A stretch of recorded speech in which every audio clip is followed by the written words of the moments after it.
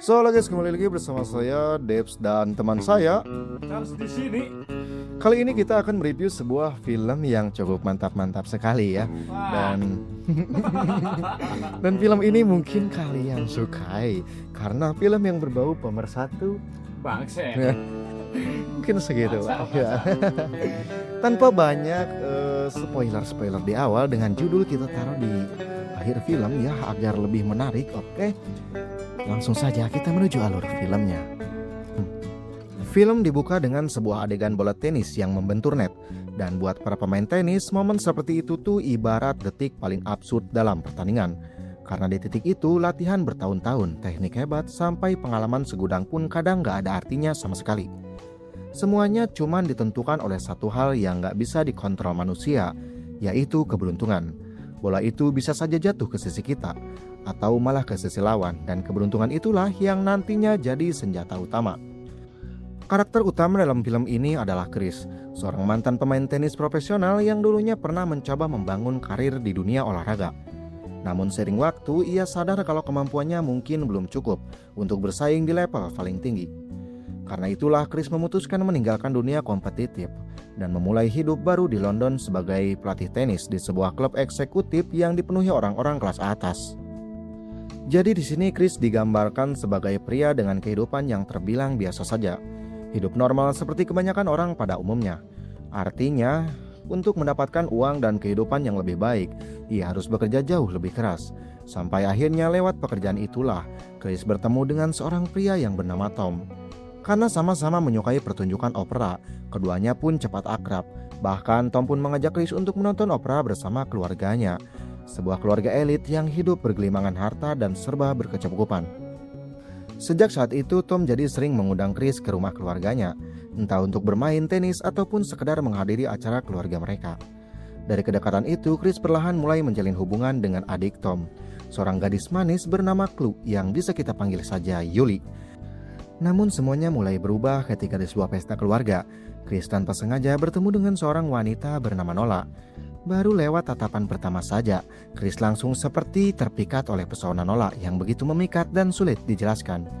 Ada aura sensual yang membuat siapapun gampang kehilangan fokus saat berada di dekatnya. Tapi sayangnya wanita itu bukan orang bebas, karena ternyata Nola adalah tunangan Tom sendiri. Hancisat! Sementara itu Nola adalah seorang gadis asal Amerika yang punya mimpi besar menjadi aktris. Sayangnya meski sudah mengikuti banyak audisi, karir yang ia impikan tak kunjung berhasil. Karena latar belakangnya yang dianggap kurang jelas, ditambah pekerjaannya yang belum pasti. Ibu Tom, Eleanor, tidak begitu menyukai Nola dan terang-terangan tak merestui hubungan mereka. Berbeda dengan Nola, Yuli justru sangat mencintai Chris dan selalu memperlakukannya dengan hangat. Kedua orang tua Yuli pun juga menyukai Chris karena menganggapnya sopan dan punya masa depan yang baik. Berkat bantuan Yuli, Chris akhirnya mendapatkan kesempatan bekerja di perusahaan milik keluarga mereka, perusahaan besar bernama Alex. Sejak saat itulah, kehidupan Chris berubah drastis. Status sosialnya naik dengan cepat dan dalam waktu singkat ia berhasil mendapatkan posisi penting di perusahaan tersebut. Tanpa disadari, hubungan Chris dengan Yuli perlahan membuatnya terlena. Kehidupan mewah, status sosial tinggi, dan segala kenyamanan kini bisa dia dapatkan dengan begitu mudah. Semua yang dulu terasa jauh sekarang seperti tinggal diraih dengan tangan terbuka. Namun begitulah sifat manusia, seringkali sulit merasa puas. Meski kehidupannya dengan Yuli semakin serius, Chris diam-diam masih terus memikirkan Nola. Rasa penasarannya terhadap wanita itu tak pernah benar-benar hilang.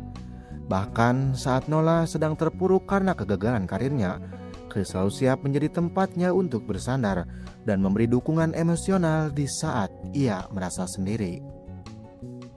Pada suatu hari, Eleanor kembali melontarkan sindiran pedas kepada Nola, terutama soal karir aktingnya yang tak kunjung berhasil. Ucapan itu jelas menyakiti hati Nola, sampai akhirnya ia memilih keluar rumah untuk menenangkan diri. Melihat Nola berjalan sendirian di tengah hujan, Chris pun diam-diam menyusulnya hingga ke area ladang yang sepi. Dalam suasana yang penuh emosi, ditemani hujan yang turun perlahan, keduanya akhirnya larut dalam perasaan yang selama ini mereka pendam. Hubungan mereka pun berubah menjadi jauh lebih intim di tengah hamparan rumput yang bergoyang diterpa hujan. Sejak kejadian itu, Chris justru semakin berani mendekati Nola dan terus mencari celah untuk bisa dekat dengannya. Namun di sisi lain, Nola menganggap apa yang terjadi di ladang waktu itu hanyalah sebuah kesalahan yang seharusnya tak pernah terulang lagi. Apalagi mereka sama-sama sudah memiliki pasangan, sehingga hubungan tersebut hanya akan membawa masalah yang lebih besar. Waktu terus berjalan, hingga akhirnya hubungan Chris dan Yuli berlanjut ke jenjang pernikahan. Sekilas hidup mereka terasa sempurna. Tetapi setelah menikah justru mulai muncul tekanan baru dalam rumah tangga mereka. Yuli sangat ingin segera memiliki anak dan terus berharap Chris bisa memberinya momongan secepat mungkin. Tak bisa secepat itu juga coy. Namun meski sudah berkali-kali mencoba, ladang milik Yuli, kehamilan yang mereka nantikan tak kunjung datang. Tekanan demi tekanan itu perlahan membuat Chris merasa terbebani. Hubungan mereka yang dulunya hangat mulai terasa canggung. Bahkan Chris sendiri jadi semakin kehilangan gairah dan sering tak bersemangat menjalani kehidupan rumah tangga bersama Yuli. Cok, sedap sekali ini, Mbak Yuli. Masalah Chris semakin rumit ketika suatu hari Tom bercerita kalau hubungannya dengan Nola telah berakhir. Selain karena Nola sudah lelah menghadapi sindiran dari ibunya Tom, ternyata Tom juga mulai jatuh hati pada wanita lain. Mendengar kabar itu, Chris langsung merasa mendapat peluang yang selama ini ia tunggu-tunggu. Tanpa pikir panjang, ia mencoba mencari dan menghubungi Nola lagi. Namun sayangnya Nola seolah menghilang begitu saja. Ia sudah pergi dan tak ada satupun cara yang berhasil untuk menghubunginya. Hingga pada suatu hari, Chris pergi bersama Yuli untuk melihat sebuah pameran di museum. Dan tanpa diduga, di tempat itu ia melihat sosok yang selama ini terus menghantui pikirannya, yaitu Nola. Chris pun langsung menghampirinya dan mencoba menanyakan kabarnya setelah sekian lama menghilang. Namun belum sempat obrolan mereka berkembang lebih jauh, Yuli tiba-tiba datang menghampirinya. Sebelum berpisah, Chris pun buru-buru meminta nomor kontak Nola. Meski awalnya terlihat enggan, Nola pun akhirnya tetap memberikannya. Dan sejak pertemuan itu, hubungan terlarang mereka kembali menyala. Tanpa banyak basa-basi, Chris pun langsung menemui Nola di apartemennya. Dan sejak saat itu, mereka diam-diam menjalani perselingkuhan yang penuh gairah di belakang Yuli. Wah, kacau ini. Perselingkuhan itu pun berlangsung semakin sering dan terus terulang. Chris selalu mencari celah untuk menemui Nola secara diam-diam. Entah saat jam kerja, ketika Yuli sedang sibuk, ataupun di sela-sela acara keluarga. Hubungan terlarang mereka semakin lama semakin sulit dihentikan. Namun seperti kebanyakan hubungan rahasia lainnya, semua perlahan mulai berubah jadi rumit. Perhatian dan rasa sayang yang terus diberikan Chris membuat Nola semakin terbawa perasaan. Ia mulai menjadi lebih posesif dan menuntut kepastian, karena baginya hubungan mereka bukan lagi sekadar pelarian sesaat. Nola pun mengutarakan kecemburuannya kepada Yuli, dan mendengar ini Chris pun bilang kalau dia mungkin saja akan meninggalkan Yuli demi Nola. Nola tentu saja senang dengan perkataan itu dan membuatnya semakin gahar melayani Chris dengan ya itulah. Sampai pada suatu hari, ketika Chris sedang berkumpul bersama keluarga besarnya, ia tiba-tiba mendapat telepon dari Nola yang meminta agar dirinya segera datang menemuinya. Namun karena sedang berada di acara keluarga, Chris pun menolak dan meminta mereka bicara nanti saja. Merasa diabaikan, Nola pun nekat melakukan sesuatu yang membuat Chris panik. Ia langsung menelepon rumah keluarga Yuli. Chris yang mendengar itu sontak emosi dan berusaha menghentikannya. Tapi kemarahannya langsung berubah menjadi kebingungan saat Nola mengungkapkan satu kenyataan besar. Dirinya sedang mengandung anak Chris. Waduh, kacau. Semakin kacau ini. Nola pun meminta Chris untuk menepati janjinya, yakni meninggalkan Yuli secepat mungkin dan menikahi dirinya. Esoknya Chris pun menemui Yuli untuk mengatakan yang sejujurnya. Namun ia mengurungkan niatnya. Melihat gerak-gerik Chris yang mencurigakan, Yuli pun langsung bertanya apakah Chris sedang selingkuh. Tapi Chris langsung menyangkalnya dengan tegas. Chris pun akhirnya kembali menemui Nola untuk membicarakan semuanya. Ia mengaku kalau dirinya masih belum punya keberanian untuk jujur kepada Yuli soal hubungan mereka. Karena itu, Chris pun meminta Nola bersabar dan memberinya waktu sekitar 3 mingguan lagi. Dengan alasan setelah liburan keluarga selesai, ia akan mencoba menyelesaikan semuanya. Namun Nola jelas tak bisa menerima jawaban itu begitu saja. Di sisi lain, rencana liburan keluarga ternyata mendadak dibatalkan karena ada anggota keluarga Yuli yang sedang sakit. Meski begitu, liciknya Chris tetap tak memberitahu Nola soal pembatalan tersebut. Ia malah terus berpura-pura seolah sedang pergi liburan ke luar negeri demi menghindari tekanan dari Nola. Tapi kebohongan itu akhirnya mulai retak. Beberapa hari kemudian, Nola tanpa sengaja melihat Chris berjalan menuju mobilnya di seberang jalan. Padahal sebelumnya, Chris mengaku sedang berada jauh di luar negeri. Saat itulah Nola sadar kalau dirinya telah dibohongi mentah-mentah. Esoknya waktu Chris pulang, Nola langsung mencegatnya dan berteriak marah-marah layaknya kesurupan, sembari menyebutkan Chris sebagai pembohong. Chris pun panik dan mengajak Nola pulang naik taksi. Setibanya di apartemen, Nola tampak masih marah besar. Akhirnya Nola pun memberikan ultimatum pada Chris. Jika dia tak menceraikan istrinya, dia sendiri yang akan memaparkan semuanya kepada Yuli. Malam itu Chris benar-benar tak bisa tidur. Kepalanya dipenuhi dilema dan tekanan dari semua masalah yang semakin sulit dikendalikan. Entah apa yang sedang berputar di pikirannya saat ini.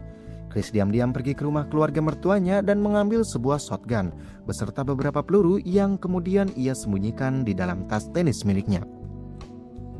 Di malam yang sama, ia masih sempat bersikap seolah semuanya baik-baik saja. Chris pun menemui Yuli dan mengajaknya menonton pertunjukan opera. Sesuatu yang memang sangat disukai istrinya itu. Yuli tentu merasa bahagia tanpa menyadari ada sesuatu yang ganjil pada suaminya. Setelah itu Chris pun menelepon Nola dan mengatakan kalau dirinya punya kabar baik yang ingin dibicarakan secara langsung. Ia meminta Nola menemuinya di apartemen sepulang kerja nanti. Dengan tas tenis yang kini berisi shotgun dan tangannya dilapisi sarung tangan, Chris pun pergi menuju apartemen Nola sambil membawa rencana gelapnya di dalam kepalanya. Sesampainya di sana, Chris justru lebih dulu mengetuk pintu apartemen tetangga di seberang kamar Nola. Seorang wanita tua bernama Bu Ismi yang hidup sendirian. Karena sudah beberapa kali melihat Chris bersama Nola, Bu Ismi pun tak menaruh curiga dan mempersilakannya masuk begitu saja. Dengan tenang, Chris pun beralasan kalau dirinya ingin memeriksa saluran antena televisi karena siaran TV di kamarnya sedang bermasalah. Namun saat Bu Ismi lengah dan pergi ke kamar mandi, Chris pun mulai menyelinapkan shotgun yang ia bawa tadi di dalam tas tenisnya. Dan tanpa rasa iba, Chris yang kini sudah dikuasai sisi gelapnya langsung menghabisi nyawa wanita tua tak bersalah itu demi menjalankan rencananya. Begitu Bu Ismi berwassalam, Chris pun langsung melucuti semua perhiasan di tubuh Bu Ismi, juga berbagai obat-obatan Bu Ismi. Lalu Chris pun menaruh perhiasan dan obat-obatan tersebut di dalam tasnya. Ia juga memporak-porandakan barang-barang dan furnitur yang pertama tersebut. Di waktu yang bersamaan terlihat Nola dalam perjalanan pulang menuju apartemennya, dan Yuli pun tengah dalam perjalanan menuju apartemen. Melihat Nola sudah tiba di gedung apartemen, Chris pun langsung bersembunyi di balik lift. Lalu saat Nola membuka pintu apartemennya, Nola. usai melaksanakan aksi bengisnya, Chris dengan panik langsung lari menuju gedung opera dan nonton bareng Yuli. Esoknya polisi sudah berkerumun di apartemen tersebut guna menyelidiki TKP. Berdasarkan hasil penyelidikan, mereka pun menyimpulkan bau-bau Bu Ismi dibunuh karena perampokan obat-obatan dan perhiasan. Sedangkan saat perampokan tak ada satupun saksi. Keluarga besar Yuli pun syok melihat berita kematian Nola di halaman depan koran itu. Chris memasang tampang yang cukup meyakinkan. Keesokan harinya, Chris diam-diam mengembalikan shotgun beserta sisa peluru yang ia gunakan ke lemari bawah tanah rumah keluarga mertuanya, seolah tak pernah terjadi apa-apa sebelumnya. Setelah itu ia pun bahkan masih sempat membagikan kabar bahagia kepada Eleanor dan Alex bahwa Yuli akhirnya hamil. Semua orang pun larut dalam kebahagiaan besar atas kabar tersebut. Namun kebahagiaan itu ternyata tak bertahan lama. Beberapa hari kemudian, Chris pun mendapat telepon dari pihak kepolisian yang memintanya datang ke kantor polisi untuk dimintai keterangan. Dalam perjalanan menuju ke sana, Chris sempat berhenti di pinggir sungai. Dengan panik, ia pun membuang obat-obatan dan perhiasan milik Bu Ismi ke dalam air demi menghilangkan barang bukti. Dan yang terakhir, ia juga melempar cincin miliknya sendiri. Sesampainya di kantor polisi, Chris pun langsung ditanyai soal hubungannya dengan Nola. Dengan tenang, ia berbohong dan mengaku kalau dirinya tak terlalu dekat dengan Nola. Bahkan sudah lama tak bertemu dengannya. Namun ekspresi Chris pun langsung berubah saat detektif Banner memperlihatkan buku harian milik Nola.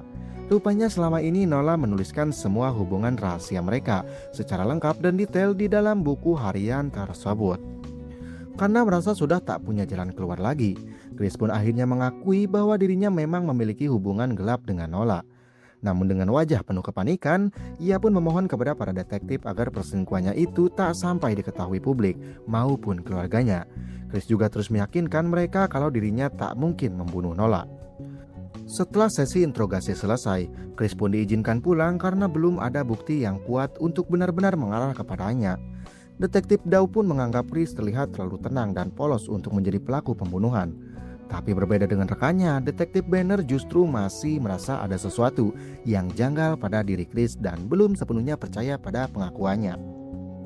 Malam harinya Banner bahkan terbangun dari tidurnya setelah memimpikan rangkaian kejadian yang membuatnya semakin yakin bahwa Chris adalah pelaku sebenarnya. Keesokan paginya ia langsung menemui Detektif Daw dan menjelaskan teorinya secara runtut, mulai dari motif alibi palsu hingga kemungkinan bagaimana Chris menjalankan semua rencananya.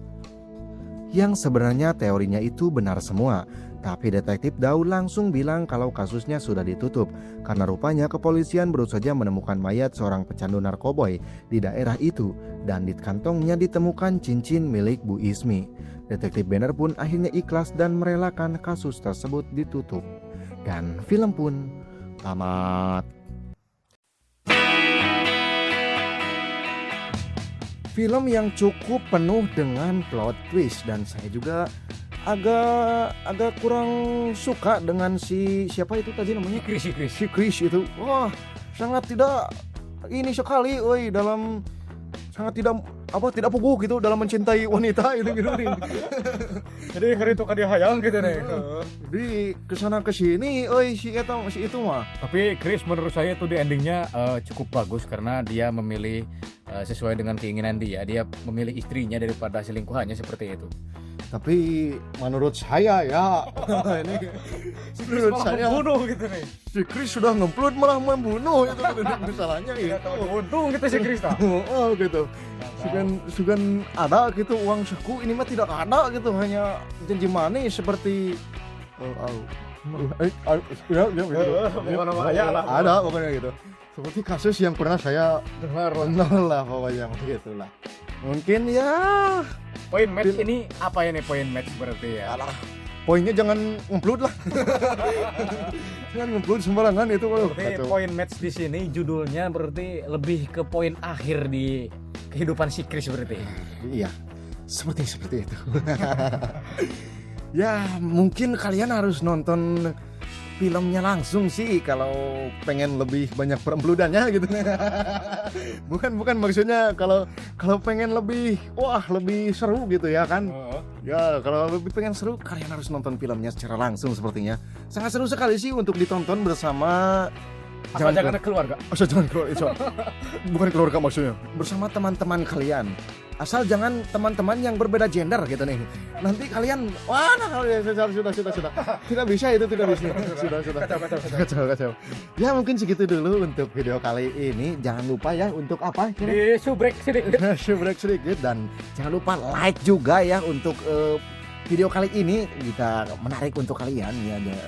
Jangan lupa juga kirim ke teman kalian gitu deh yang suka film seperti ini, dan kalau bisa di tag di sini gitu nih.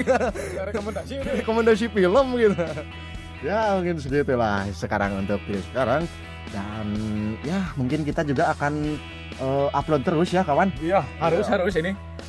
Jangan kita akan upload terus dan biar semangat ya, tinggalkan sedikit komentar lah di bawah biar kita semakin semangat juga ya. Betul sekali. Karena ini rokok pun tidak ada ini gitu nih, supaya ada support system gitu. Support system ya. Mungkin segitu dulu untuk video kali ini. Jangan banyak bacot-bacot di akhir lah ini, biar lumayan panjang ini nih. Iklan itu. Ya segitu dulu. Ya segitu mulu terus ya kayak. Tunduk lah. Yuk edit. Ya. Tinggal ngedit kita ya. Oke, segitu dulu untuk video kali ini. See you next video. Dadah.